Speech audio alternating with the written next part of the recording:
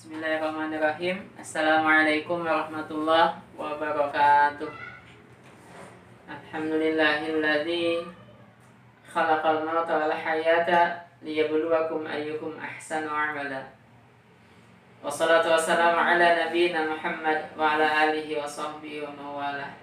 Amma ba'd, fa ya ayyuhal hadirun usikum wa nafsi bi taqwallah wa ta'atihi faqad fazal muttaqun.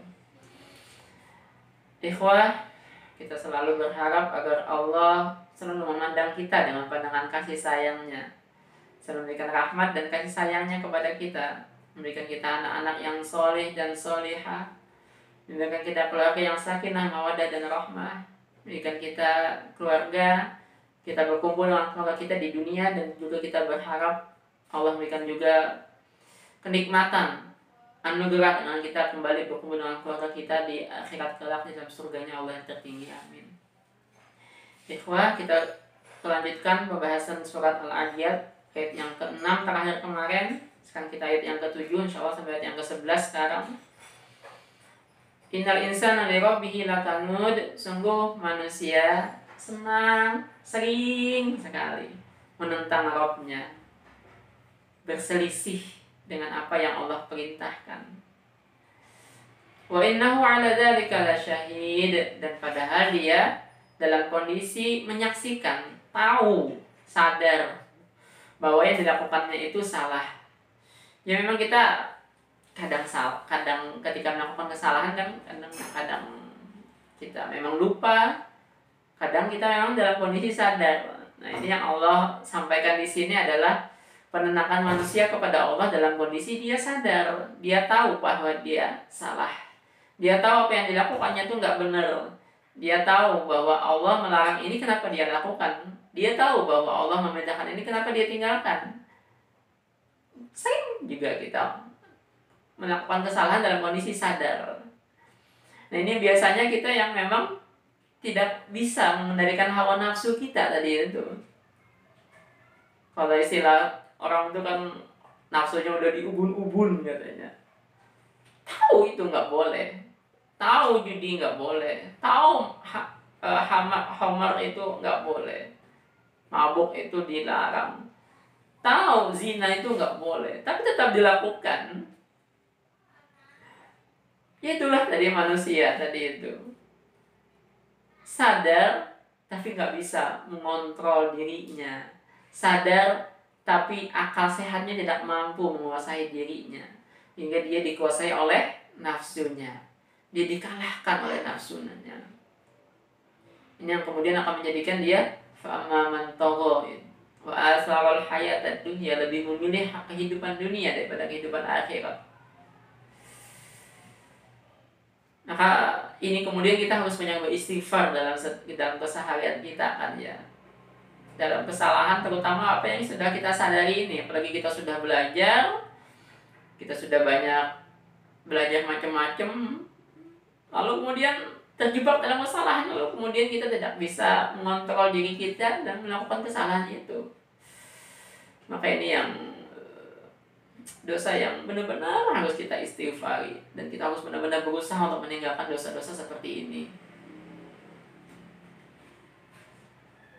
Dalam syirik juga, makanya Rasulullah SAW mendoakan, Allahumma inna na'udzubika an nusyrika bika syai'an na'lam wa nastaghfiruka lima la na'lam. Kita berlindung kepada Allah dari menyekutukan Allah dari apa yang sudah kita ketahui, yang kita sadari, dan kita meminta ampun kepada Allah dari apa yang tidak kita sadari, yang tidak kita ketahui. Karena memang dari kesalahan kita pasti ada dalam dua koridor ini, kita sadar dan kita nggak sadar, kita tahu dan kita nggak tahu kalau itu salah. Wa innahu li hubbil khairi lasyadid. Dan sungguh manusia sangat berlebihan mencintai hartanya. Ini karakter yang Allah banyak kecam dalam banyak ayatnya. Wa tuhibbunal mala hubban jamma. Dan kau mencintai harta dengan cinta yang berlebihan. Alhaakumut takasur. Bermegah-megahan telah melalaikan kalian. Karena ini memang kecenderungan kita, nafsu kita ini memang lebih condong ke dunia, ke bumi ini, ke dunia ini. Padahal kita manusia ini, kita bukanlah makhluk bumi seharusnya. Kita adalah makhluk langit. Karena ruh kita dari langit dan kemudian akan kembali ke langit.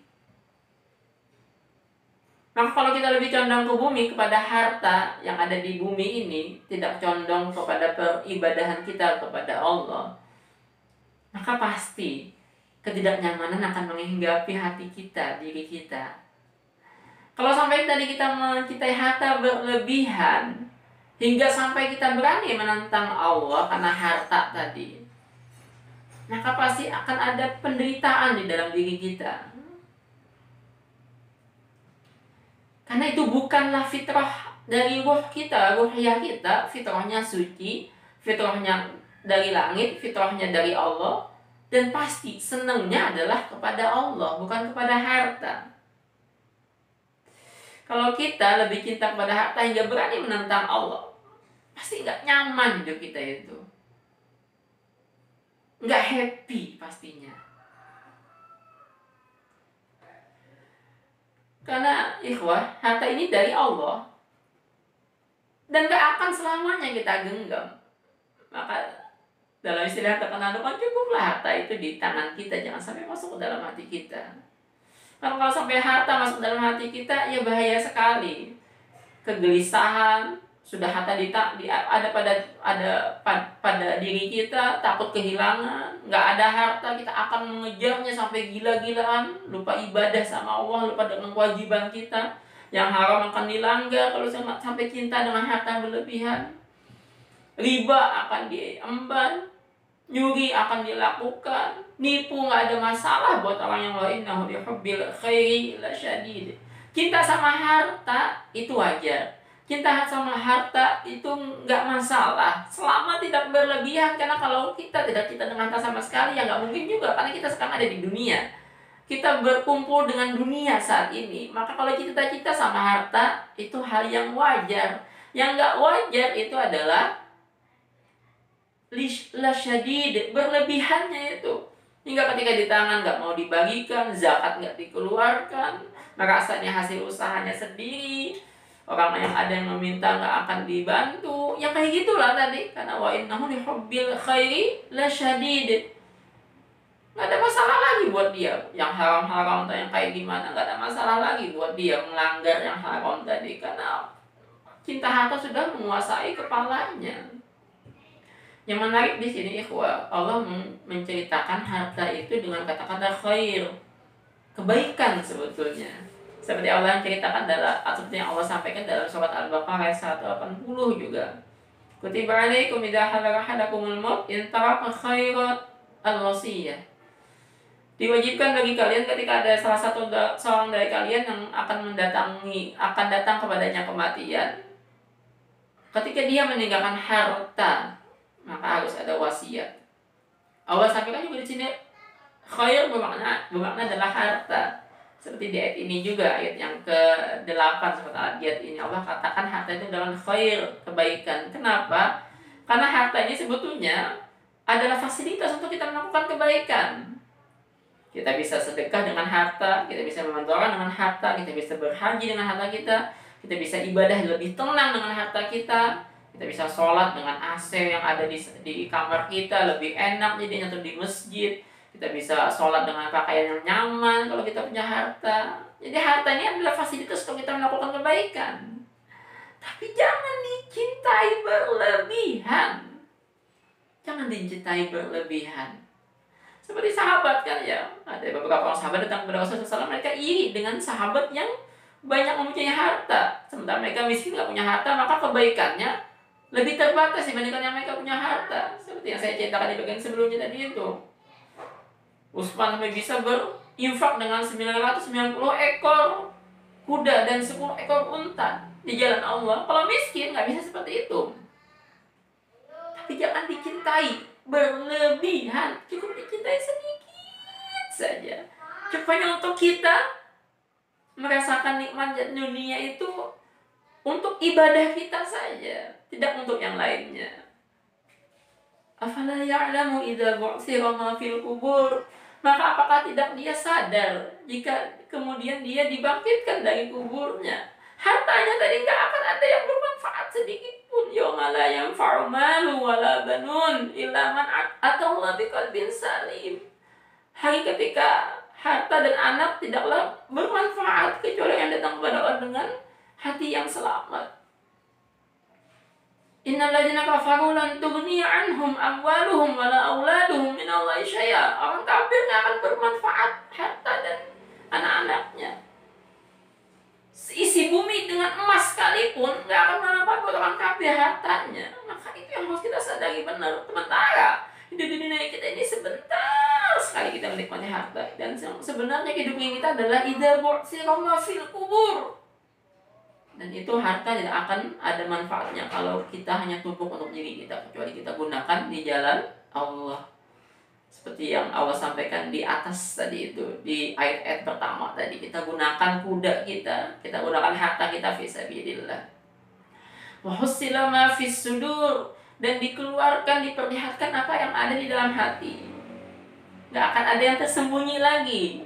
Di dunia kita bisa pura-pura. Di dunia kita bisa memanipulasi orang lain seolah-olah kita seperti ini, padahal bukan seperti itu. Tapi ketika di akhirat kelak, semuanya akan nampak, terlihat dengan nyata. Hingga kecintaan kita dengan harta gak akan bisa ditutupi kembali. Kita bisa saja berkelit di dunia ini, kenapa gak berinfak, butuh macam ini, macam-macam kita katakan butuh kebutuhan kita.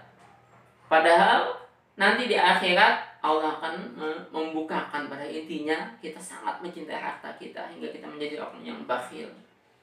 Enggak akan ada yang tersembunyi kembali. Di sana semuanya akan terbuka dengan terang. Inna rabbahum bihim yauma idzil la khabir.